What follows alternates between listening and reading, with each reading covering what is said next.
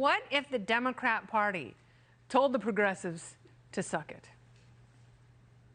I mean, it seems like they do every day and that there's no consequences. AOC may talk a big game, but Biden and these establishment Dems have no reason to fear her because they know that she and the squad will just cave to whatever they want anyway. The progressives in D.C. have no backbone, and they end up towing the party line when it really counts for them. Bernie told his bros to vote for Hillary. AOC backed Pelosi for speaker, right? The list goes on. So when it comes down to it, the Democrats can afford to turn their back on AOC and the progressive base.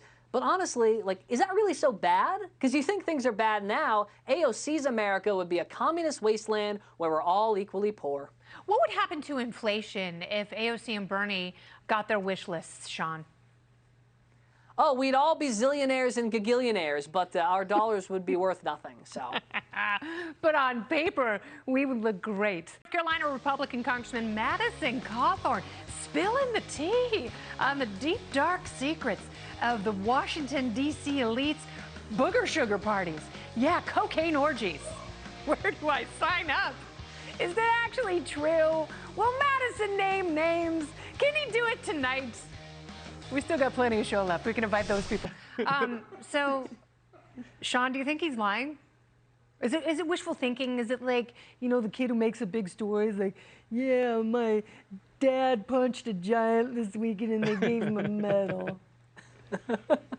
Well, look, Kennedy, I lived in D.C. for 3 years, and the most I can tell you, the craziest thing I ever got invited to was Sunday brunch. And I would get seriously caffeinated there, but I was not part of this big club if it exists. Now, I do think the reason, though, and let's remember, the people like McCarthy, I think they're mad at Cawthorn more than anything because he's challenging the narrative that these D.C. politicians are these demigods who can do no wrong and that they're better than you and me. I mean, many of them, they run on being a servant to the common man, but the reality is when they're in office, they got 3 priorities: get reelected, get elected to higher office, and make some money off insider trading.